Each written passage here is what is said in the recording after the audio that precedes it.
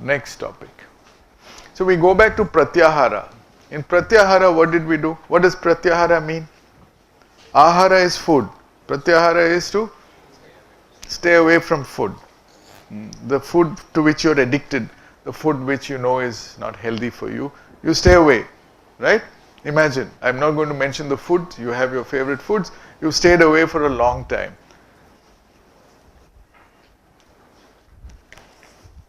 The grip of the lower nature is not to be underestimated. Practices of pratyahara, dharana and dhyana are very useful and necessary to gain self-control, but until there is a stable self-realization and one attains a state of sthita prajna, one remains vulnerable to the pull of the senses. Vishaya vinivartante niraharasya dehinah rasavarjam rasopyasya param drishtva nivartate. The Gita is very practical. It's not asking you to pursue some utopian ideal which cannot be realized. So it says, watch out. Sense objects turn away, ceasing to affect.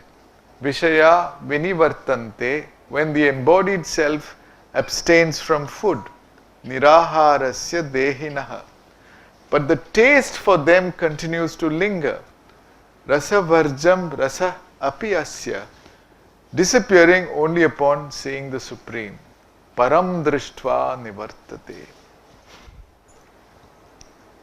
That's why people find it difficult to give up, say, cigarette smoking. Because the taste for it remains. The rasa remains. Or alcohol addiction. It's tough.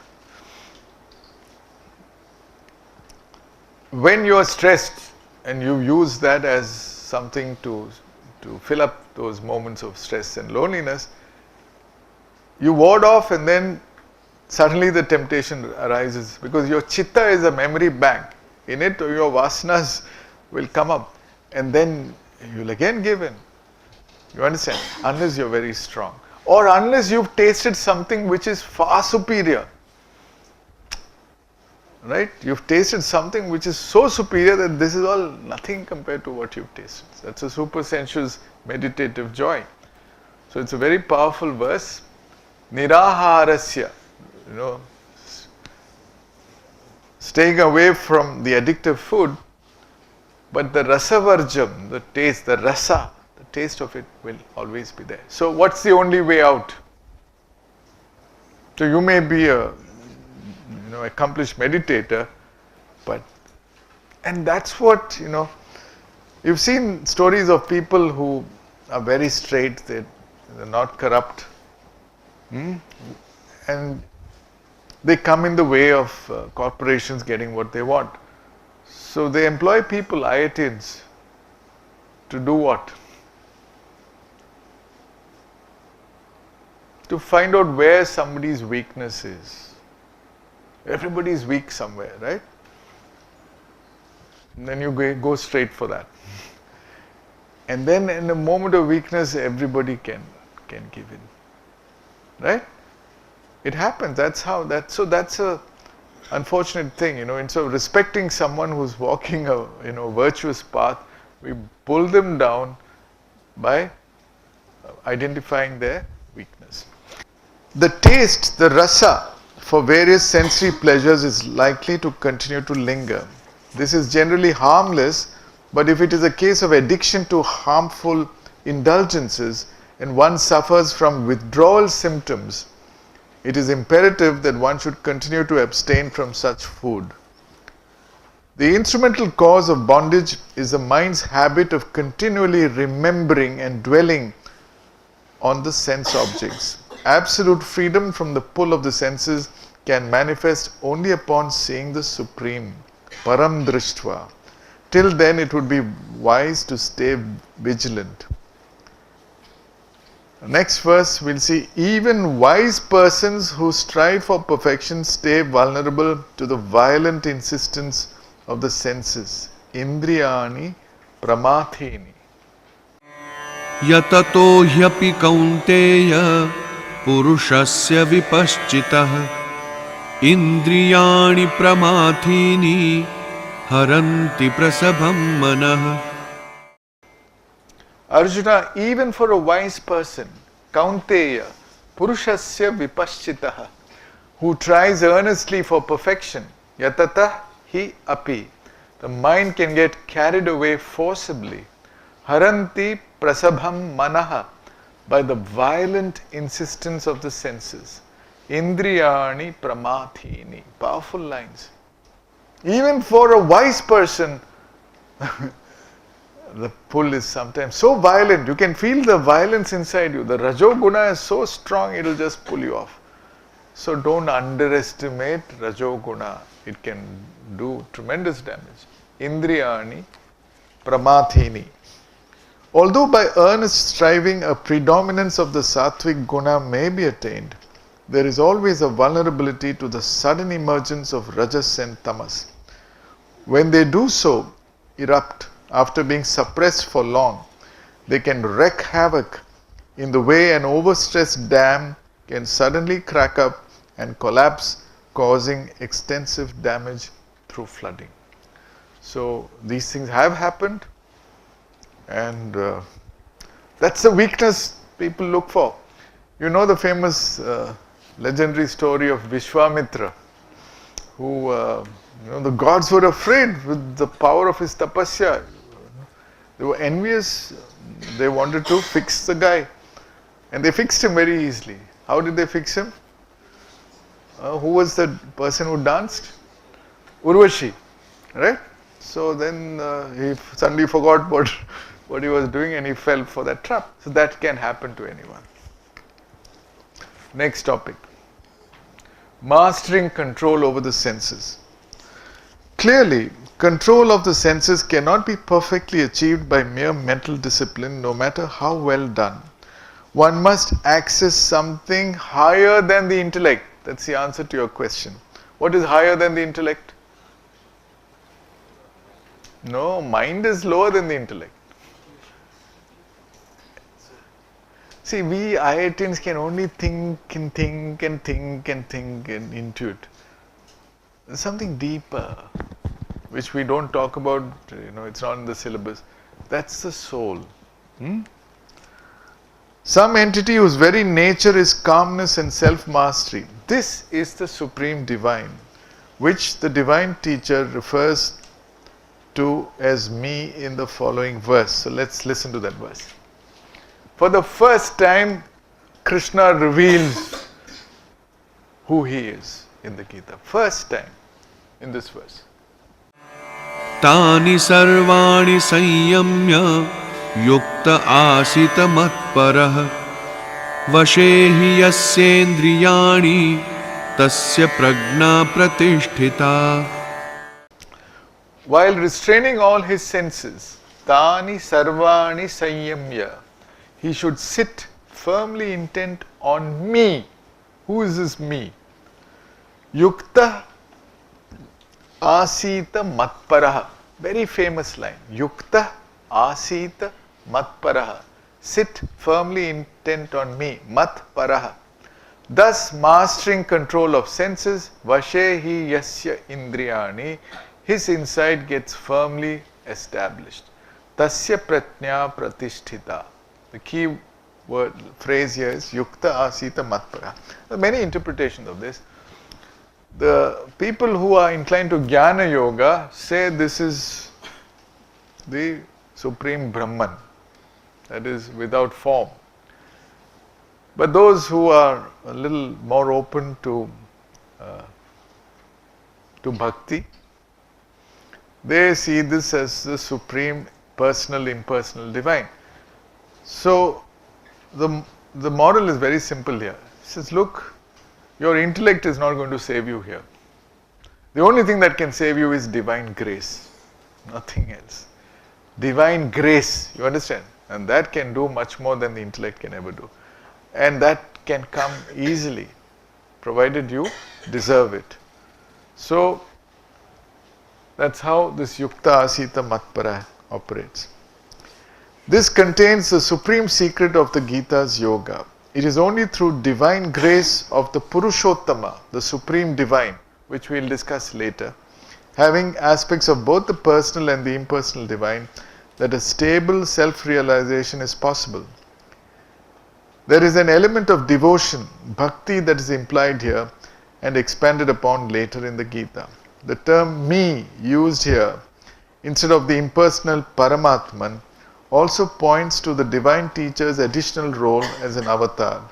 The Purushottama descended in human form as the divine teacher of the Gita. Staying yoked to the divine, it is possible to move among various sense objects and even interact with them, but remain in perfect control, as suggested in the next verse. Apuryamanam achala pratishtham samudramapah pravishanti yadvat tadvat kamayam pravishanti sarve sashanti mapnoti nakamakami. Always getting filled is the vast ocean. Apuryamanam samudram yadvat. It's a statement of fact. The ocean is always getting filled, but it stays unmoved by the inrushing waters. Achala pratishtham apaha pravishanti. Likewise, living amidst inrushing desires, tadvat kamaha yam pravishanti sarve. He who can stay unperturbed attains saha apnoti, deep inner peace. Shantim, not he who gets agitated into fulfilling all his desires. Na kama kami. It's a very powerful verse. So the idea is not to be in permanent pratyahara. The idea is to go into the marketplace and interact and do what needs to be done, but you're always staying yoked, and that yoking is what protects you from everything. This is the state of liberation of the Sthita Pratnya. While withdrawal from the world of senses and temporary renunciation are helpful in attaining self-control, the final objective is to realize the Purushottama, dwelling in our hearts and abiding by it. Self-mastery is meant to be proven not when one stays in hiding in some cave, but in the very circumstances, the Kurukshetra, that are uniquely presented to each one of us in our lives. The challenge is to stay unmoved, living amidst inrushing desires, and yet always doing the right thing to perfection. This is the essence of the Karmayoga of the Gita. Keeping this in mind, we must perceive all practices of self-control and meditation as not ends in themselves, but also to serve a divine purpose in terms of implementation in practice. Thus, for example, sitting daily for meditation should not be reduced to a ritual, as it often happens in practice. Actually, everything reduces to a ritual. Everything we do. Eating food also is a ritual. Brushing your teeth is a ritual. Taking your bath is a ritual. Coming to class is a ritual. So, how do we break this ritualistic, mechanical behavior to everything we do in life and make it more meaningful? The objective is to awaken and abide in the self and be yukta, and accordingly remembering to retain this connection and sense of sat while engaging in the world of asat. Life then becomes a field, a kshetra, for living meditation all the time. Accomplishment here is measured not in terms of outer success or failure, but in staying yukta. The intensity of staying yoked and being in communion can be visualized as measurable in terms of signal strength, as in wireless connectivity. We all have a cell phone which shows signal strength, right? The tower, all the phones have this, you have 3 bars or 4 bars, maximum 5 bars. Being yukta is like that. For most of us, the default is no bar. We are not connected at all. We are ayukta. But once you've tasted a connection, once you've felt a sense of presence, you know that that connectivity is what can protect you, what can guide you. It's what can give you antassukham, antararama, and antarjyoti. So you become sensitive. That's why you will not make stupid decisions when you are ayukta. You'll wait till you are connected. And most people have no idea of that. Param Drishtva is when all the bars are full. You're fully connected. You understand? We are not talking of the internet connection there. We're talking of some intranet connection which you can always access. We need to take responsibility so as to realize that we alone can increase the signal strength through conscious and sustained effort. We now get into action. Next topic. Self-regulated action, niyatam karma. Yastvindriyani manasa niyamyarabhate juna karmendriyahi karmayogam asaktah savishishyate. He who controlling his senses, yahattu indriyani niyamya, by his mind yet engages Arjuna. Manasa arabhate Arjuna. His organs of action in Karmayoga. Karmendriye Karmayogam. Without attachment, he stands out. Asaktah saha vishishyate. He who, controlling his senses by his mind, yet engages his organs of action in Karmayoga without attachment, he stands out. Niyamya arabhate. Asakta. Asakta is a beautiful word. It means unattached. So let's see what this means. This and the next verse. In these two verses, the divine teacher begins to outline the foundation of Karma Yoga. Karma Yoga starts here. First, we must exercise mental control over the senses as we engage in the world of sense objects using the karmendriyas. Ideally staying yukta. In the chariot allegory, this implies that the wild horses of our willful senses need to be reined in and regulated. Niyamya means regulated by the mind and intellect anchored in the self. Secondly, the action must be done freely, quite unattached, asakta. It is possible to act with discernment and integrity only to the extent one is free from attraction or aversion posed by the sense object, as desire for sense objects tends to cloud the buddhi and corrupt the manas. There are many examples for this. Let's say you're a skilled surgeon. You have to remove a tumor from the body. The tumor is causing harm to the system. You have to remove it very carefully. You need skill. And so you do that. You don't do it out of hatred to the tumor. That's how you even fight in a war. You're supposed to do it for the sake of the well-being of the system, but you're not driven by hatred. You're doing something necessary and you've been mandated to do it, you're skilled to do it, and you remove it skillfully. But you'll find very few surgeons can perform surgery on their own children or their spouses. They go to their friends and say, you do the surgery. Why? Because then you've got a motive, you've got an objective. You're desperate that the person you're operating on should survive. But your emotions are going to cloud your intellect.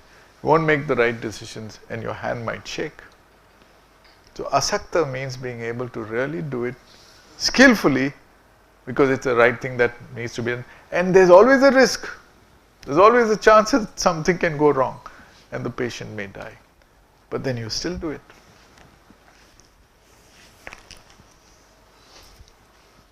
Next verse. Niyatam kuru karmatvam karmajyayodhya karmanah sharira yatra pichate na prasiddheda karmanah. Perform such self-regulated actions. Niyatam kuru karmatvam. Again a famous line. This is indeed superior to inaction. Karmajayah hi akarmanaha. Even your body's maintenance, Sharira yatra apicha te is impossible without action. Na prasiddhayet akarmanaha. Perform such self-regulated actions. This is indeed superior to inaction, that is not doing any work at all. Even your body's maintenance is impossible without action. You have to take care of it. You have to take a bath. You have to take exercise. You have to take food. You have to look after it. You are a caretaker. Niyatam kuru karma. Very famous line. Okay, so let's close this. Detachment here does not mean indifference resulting in inaction, akarma. The action must be purposeful, conforming to one's swadharma, and done in a self-regulated way. Swabhava niyatam karma. As part of the evolutionary journey, Sharira Yatra, of the embodied soul. What is this journey? From where to where? Remember that long-term journey? From Asat to Sat, from Tamas to Jyoti, from Mrityu to Amritam. The next chapter describes essential details of the Gita's Karmayoga. So we finished one chapter. And here are the review questions. Every individual, Jiva, is like a complex organization with the different parts of being working like different employees. Discuss this in terms of the chariot allegory. What do you need to do to ensure harmonious working towards an integral vision? Discuss the tortoise analogy, remember? Pratyahara. And the ship adrift in the waters analogy. What is the intent of the Gita with regard to these analogies? Discuss briefly the 8 components of Patanjali's Raja Yoga. Who does the Gita describe as Vimudhatma Mityachara? Remember? This last class we did this. Why, according to the Gita, do we fail in concentration? Bahushakha Anantascha. How do we nurture and sustain concentration? What does it mean to be yukta? Discuss the importance of yukta asita matparaha, saying the Supreme. What is meant by niyatam karma? So these are kind of key words. It's good to know a little bit of Sanskrit, but even if you don't know it, the gist of it you must be able to answer. I'm actually compelling you to at least know the meanings of these words. Rest of it you needn't bother. But then karma you know, niyatam is regulated action. Okay, now we'll cover a little bit of meditation. We'll do something interesting. I know sitting meditation is tough. Some of you came and told me, body doesn't like it. It's true, isn't it? You can't sit for too long. By the way, what's the first message? Just do it. When you do it, you must keep away your cell phone as far away as possible from where you're sitting. Somewhere where you can't hear it or you switch it off.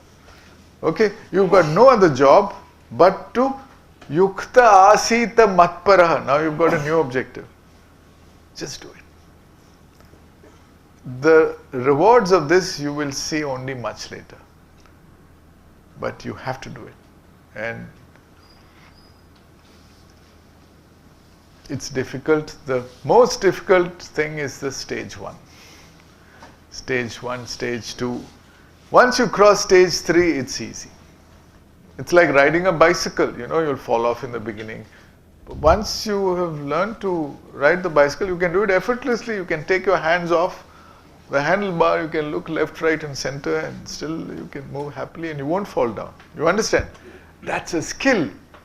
Everybody can do it. You can get mastery. Remember what happened at the 10th stage. You're a real ustad there. You can get anything you want. But you'll be careful about what you want because you know that you don't want to get into Rajoguna obsessions. Okay, so as a complement to your sitting meditation, and it's equally effective, don't underestimate walking meditation, take a walk. Actually, walking is much easier, but you tend to be easily distracted because you're looking there, everything. You walk outdoors, okay? Don't walk indoors. When you walk outdoors, go to the stadium. It's a nice place to walk. It's open and you get a good breeze in the evening or in the early morning. Or you can walk on the road, or you can walk on your terrace, or you can walk in your garden. When you walk, don't talk. Okay, so don't go as all together, let's go for a walk kind of thing. Don't do that. You can't do walking meditation when you go in a group. Then you won't walk, you will talk. And that talk is usually gossip and things which are far removed from meditation. So walk alone. Or if you walk with someone, that person should also be doing walking meditation. In walking meditation, every step counts. Every step is like taking a breath, right? And walk slowly. So you can practice different speeds. I'm giving you a detailed walking meditation note. Read it. It's one of the best things you can do. I assure you, once you start enjoying it, you'd love to go for a walk. And do it regularly. Take a break. Half an hour is totally enjoyable. But there's a difference between just walking and doing walking meditation. Walking, like breathing, is an automatic activity, and the ever-changing sensations with each step provide a continuous anchor for attention. At the same time, peripheral awareness stays open to whatever is happening in the internal and external world. So be open. Don't kind of concentrate and walk. Relax and walk. Stabilize your attention while sustaining or even increasing peripheral awareness. Here you fix your attention on the sensations in the soles of your feet rather than the breath at the nostrils. Is it clear? But you can also feel that, because usually when you do meditation, you will be very sensitive to all that's happening in the body. But the main focus should be the pressure that you apply to the ground on below you. The famous poet Rumi, have any of you read Rumi? Sufi poet? Rumi has made many comments. One is, the earth is waiting to feel the softness of your feet. And he said bare feet. So it's lovely to walk barefoot on the grass.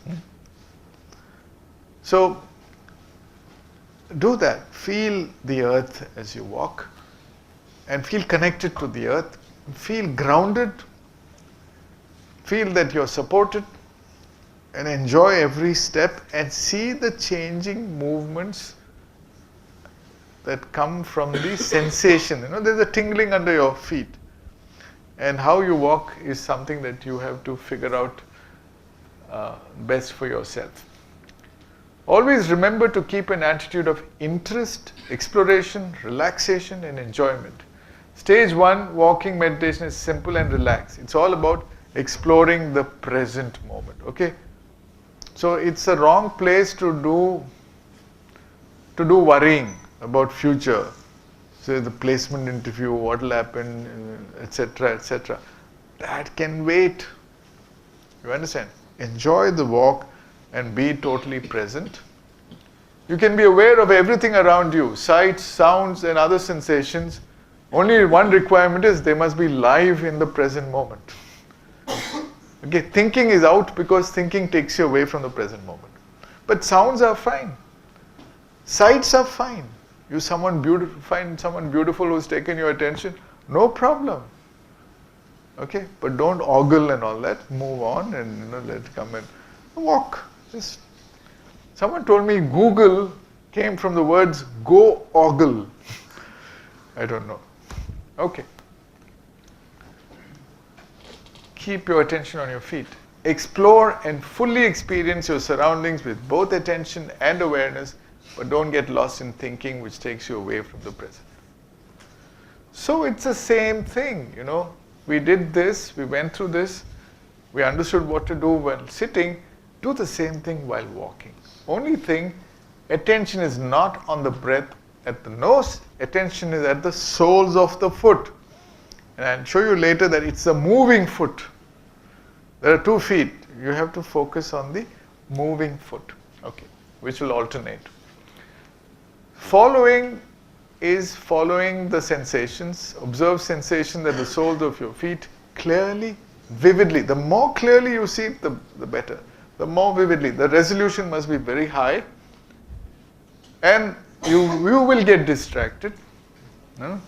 You will get distracted. You will forget that you're supposed to be meditating, and your mind will wander. That's the stage 2. All this will happen, but then you'll wake up, and what are you supposed to do when you wake up? Don't suddenly say, oh, I have to walk again. No. You relax. First you say, okay, I lost it. You're happy that you woke up. And then, actually you can pause. This is interesting. You stop walking. And it's a good punishment. People will look, then they'll know that this guy is meditating, and he's, at least we will know. Okay? If you find guys are walking and they're suddenly stopping, suddenly he's woken up, pause. Okay, stop where you are and take in the totality of your experience. So look around, take in everything in the present moment, and then start walking again. Gently, enjoying everything. Outdoors is best. Next option is indoors. Indoors you must have sufficient distance to turn around and all that. You must take a path which is easy, where you don't have to do any thinking. So if you take a new path, you'll be worried where this road goes, and which monkey is going to come in front of you. So all that and be safe. So it should be a safe path, but experiment. Don't keep the same path daily. You can move around here and there. So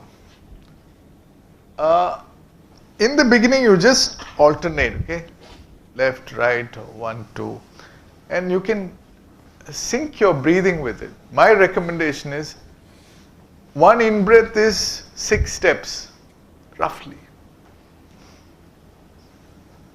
Gradually do it, and out-breath another 6 steps. I do it even with bicycling. With the cycle also I do the same thing. So you can have cycle meditation. It's not officially there in this, but you can do everything where there's a rhythm involved. So think of this, 6 steps. But if you're climbing a hill or something, 6 may be a little difficult. You can reduce it to 4. Use your judgment. But you can take it to an advanced stage. So instead of just 2 steps, you go through the motion of seeing that there is a 4 parts to each step. You're lifting, you're pushing it, then you're pressing it down again, dropping, and you're touching. So if you do it slow motion, you can feel every part of this, and you see the sensations are shifting with each of these 4 parts. You have to lift your foot to walk, 1 foot. Then you have to push it to the front. Then you have to bring it down, and then you touch the ground again. Then you lift the other foot.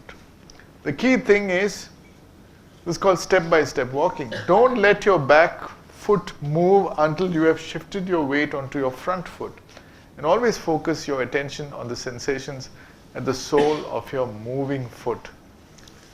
It's fantastic. After some time you'll master it and you can walk a little fast. In the beginning, do it slowly. And this is following and connecting. Just like in breathing, we realize that there's a beginning and the in-breath, there's the middle, there's the end, then there's a pause, and so on. Here, you're getting the same thing. Practice step-by-step walking. Stabilize attention on your moving foot. Peripheral awareness mostly takes care of itself. And when you wake up, whenever introspective awareness alerts that you have forgotten what you were doing and the mind has wandered, stop, pause, even at mid-stride. Briefly explore the distraction. So briefly let that which distracted you become the new focus of your attention. Briefly. And if it is sensory, sound or breeze, etc., let this distraction be the new focus. But if it's a thought, don't do it. Examine, enjoy it fully, but breathe. So you can play with this. There's a lot of latitude. You can do it any way you want. But the important thing is to enjoy what you're doing and realize that in stage 3, difference between stage 2 and stage 3, in stage 2, mind wandering is there. That means there was distraction, there was forgetting, there was mind wandering. But you've mastered it so that mind wandering is not happening, but you're still forgetting. The difference between forgetting and mind wandering is, forgetting, you forget and think of something, but you're still with that same thought. Mind wandering is you've traveled from that thought to another thought to another thought, and you've traveled a long way. So, after you've mastered this, in stage 4, we will deal with this. In higher stages, we'll deal with this. So, there's a stage where you'll never lose, never get distracted. Let's see how quickly you reach that. You can also do the labeling part, thinking. Whenever you've lost attention, you can label it. Say, I was thinking, I was planning, or remembering. Then there is checking in. Remember, you can periodically check in. Remember the babies you were checking in and you wanted to check in to see they're alive? Well, it's check in briefly and gently every now and then using introspective attention. Is any gross distraction about to capture your attention? Intentionally pause and explore sensory fields one at a time, body sensations, sounds, and sights. So you can also check in and explore each of this separately. 3 things you can check in on. One is body sensation. What am I feeling now? You can, your arms are swinging. You can feel the swinging. You can feel the muscle tension. Maybe you feel little tightness somewhere. Feel it, and your focus is all internal. And then you can hear. Just focus on hearing. What sounds can you hear? Far away, close by, people talking, aeroplane flying up, birds. And sights, what do you see? Beautiful green grass. You can see the clouds, the sky. And then come back. But this is just to check in. And if you can do this, you'll find walking to be a fantastic, not only an exercise, but an experience by itself. You'd love to go for a meditative walk. Do it alone. When you get lost, the correction is sharpen your focus on the foot sensation as fully as possible. Ignore all self-talk. Minimize verbal thinking. Actually, the verbal part is what takes you away. You're putting words to your thoughts. Don't do that. Practice being present silently as you move on. So please read the 5 or 6 page note I'm giving you today. It's very detailed. It's a lifetime practice. You're getting it now, but every day of your remaining life, you're going to practice it, and it's easy. It's much easier than sitting meditation. So now you've got 2 things to do. Sitting meditation is compulsory, preferably up to 20 minutes minimum. Walking is optional but more enjoyable. Do that, you'll speed up, your progress will be much faster. So, allow distractions to stay in the background, let them come, let them be, let them go. Enjoy walking meditation as staying in the pleasant moment, okay? That's a deliberate change from present moment. Stay in the pleasant moment.